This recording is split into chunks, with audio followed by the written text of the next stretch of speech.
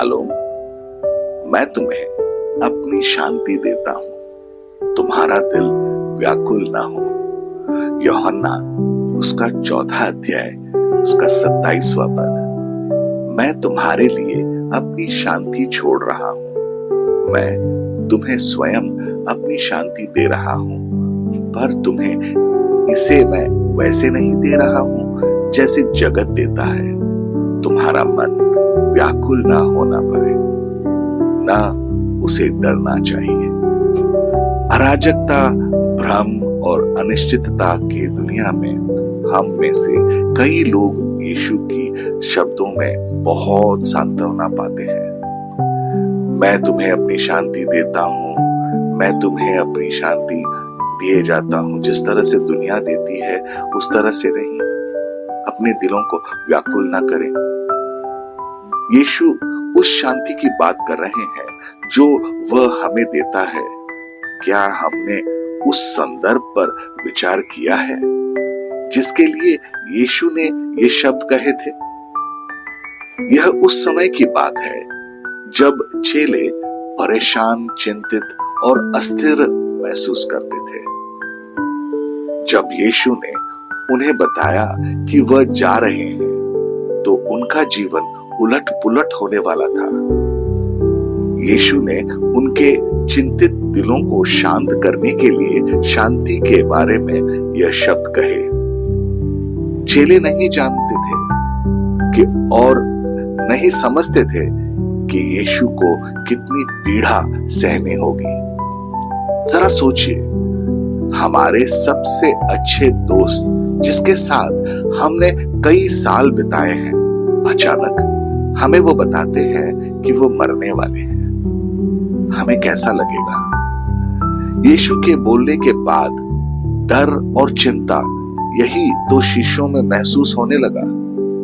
आज हमारी दुनिया में बहुत से लोग शांति की तलाश कर रहे हैं, लेकिन दुनिया जिस शांति की बात करती है वह समस्याओं का अभाव है, अस्थायी है, असुरक्षित है, नाजुक है।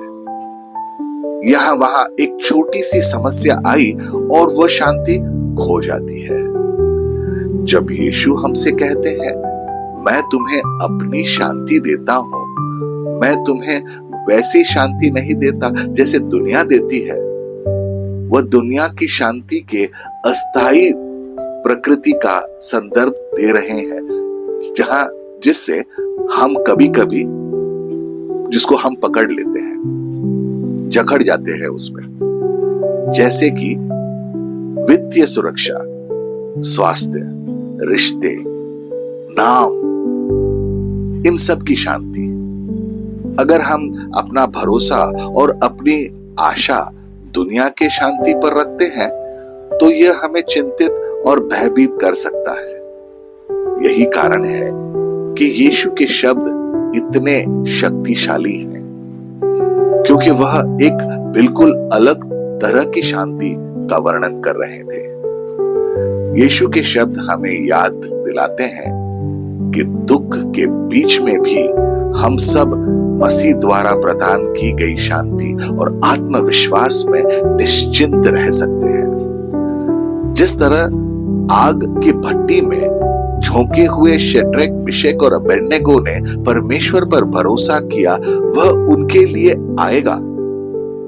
यदि परमेश्वर उनके लिए नहीं आएंगे, वे तब भी विचलित नहीं होंगे। यही वह शांति है जिसमें विश्राम करते थे। शेर के मांग में दानियल ने भी यही अनुभव किया। उसने अपना धैर्य बनाए रखा, यह जानते हुए कि परमेश्वर उसके लिए आएंगे। मुझे यकीन है कि उसके मन में भी वही विचार थे जिनका उल्लेख प्रेरित पौलुस ने फिलिपियों के 1 अध्याय उसके 21वें पद में किया।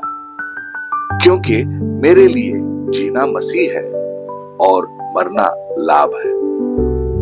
हमारे सभी सांसारिक चुनौतियों के बीच में क्या हमारे पास मसीह की यह शांति है?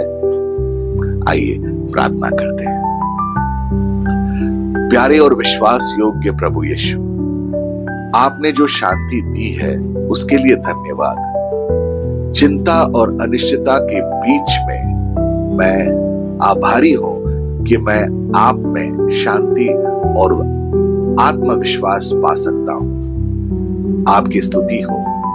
मैं जानता हूं कि मेरा उपवास किया जाएगा, मुझे सताया जाएगा और कभी कभी मुझे मृत्यु का सामना भी करना पड़ सकता है, लेकिन आपके शब्द मुझे प्रोत्साहित करते हैं।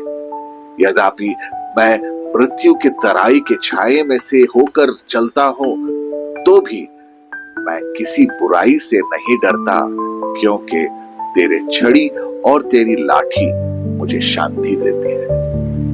यही जीवन आपका है प्रभु यीशु।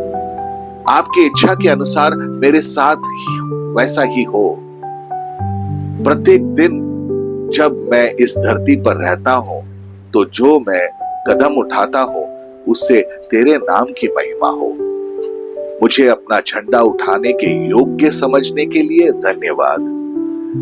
मैं तुझे महिमा, सम्मान और प्रशंसा देता हूं यीशु, तेरे शक्तिशाली और अनमोल नाम में। आमीन, आमीन। अपनी दिन की शुरुआत प्रभु यीशु से करें। सब्सक्राइब कीजिए, नोटिफिकेशंस ऑन रखिए और ये दैनिक भक्ति आपको रोज मिलेगी। धन्यवाद।